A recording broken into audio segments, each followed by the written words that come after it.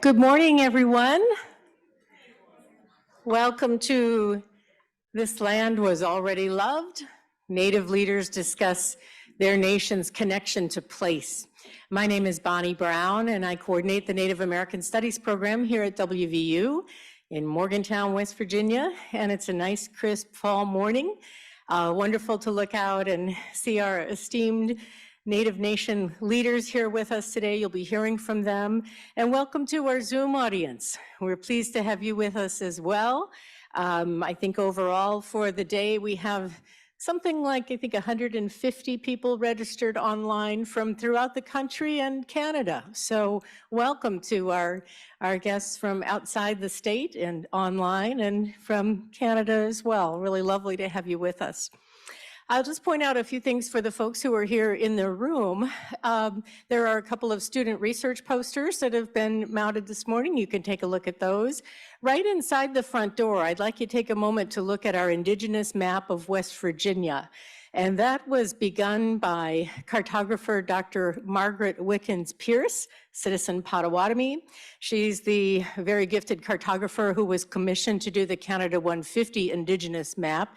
If you get a chance to look at that online, I highly encourage you to do so. It's very beautiful with numerous languages for single place names all across Canada. Our map of West Virginia was generated with input from linguists and language experts from the Shawnee, the Cherokee, the Seneca, Miami-a, and so on. And I think you'll enjoy looking at all of the different place names in the native languages for places that many of us who live here know by the English names. So enjoy that, and we hope that you enjoy the whole day. There's also a table with a few items there. Some of these are items that have been gifted by our students over the years. One of them is a Seneca quilt with the clan symbols quilted into it, appliqued. And I always use that in my classes because it's made with treaty cloth. So it's a good teaching opportunity to bring that into the classroom and talk about that. So just enjoy yourselves. There's plenty of food, coffee, tea, whatever you'd like. Make yourselves comfortable. I'm sure we'll be having more people entering as the day goes on. So warm welcomes, wonderful to have you here.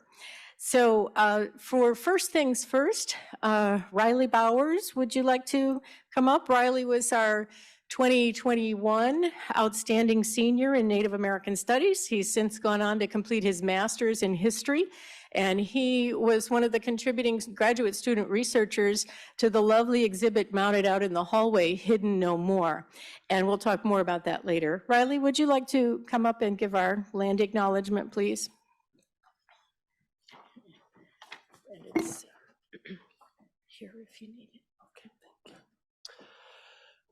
West Virginia University, with its statewide institutional presence, resides on land that includes ancestral lands of the Shawnee, Lenape, or Delaware tribe, Haudenosaunee, including the Seneca, Cayuga, Onondaga, Oneida, Mohawk, and Tuscarora, the Cherokee, and many other indigenous peoples.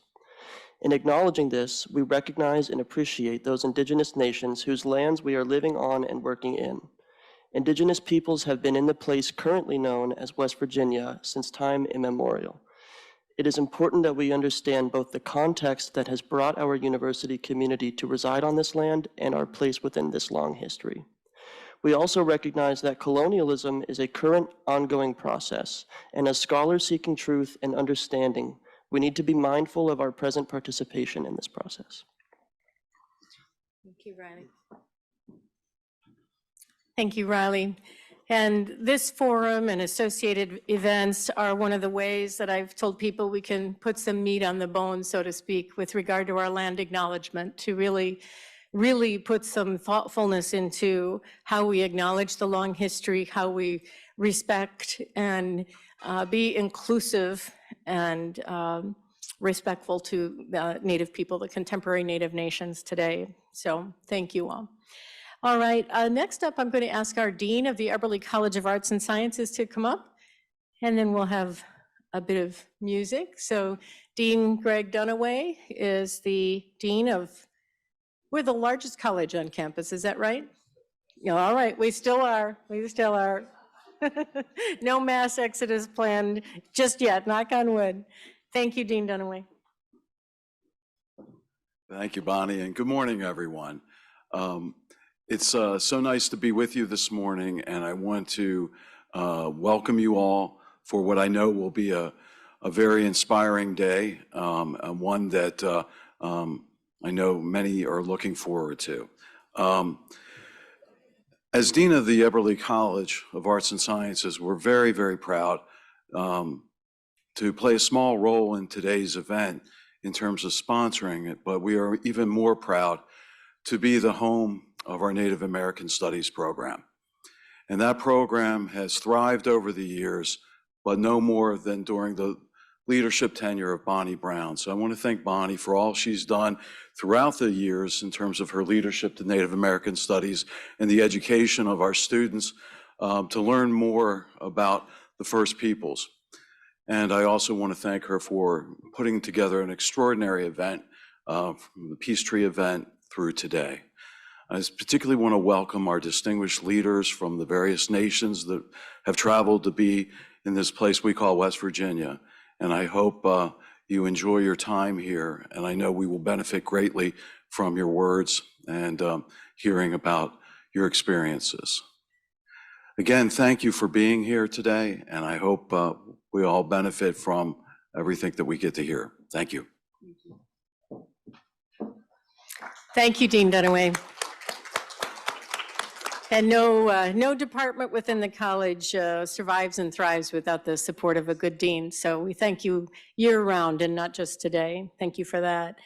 I want to now ask our flute player friend, Bo Nakakakana Harris, to come up. She's going to play some music for us just to help set the mood for the day. And then John Block will be here in just a little bit. He will also play an opening song for us. So Bo is she is enrolled Turtle Mountain Chippewa and also of the Spirit Lake Dakota Oyate. And some of you heard her flute music yesterday at the Peace Tree ceremony and last night at Faith Keeper Lions Talk Truth to Power. So you know that you're in for a treat.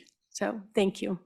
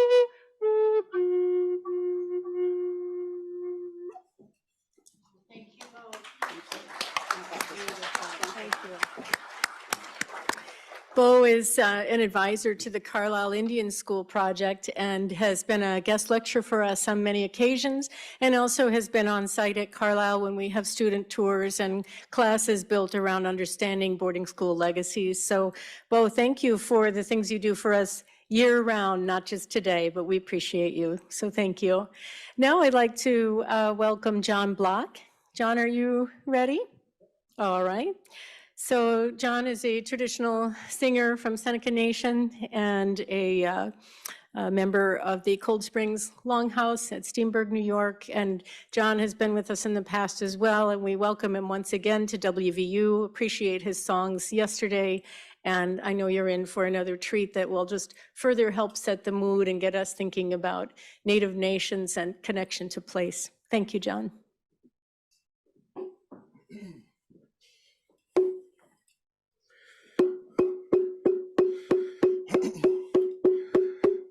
Ladies and gentlemen, this is what we call in our language, Gaskoyun. This is Shake the Bush songs.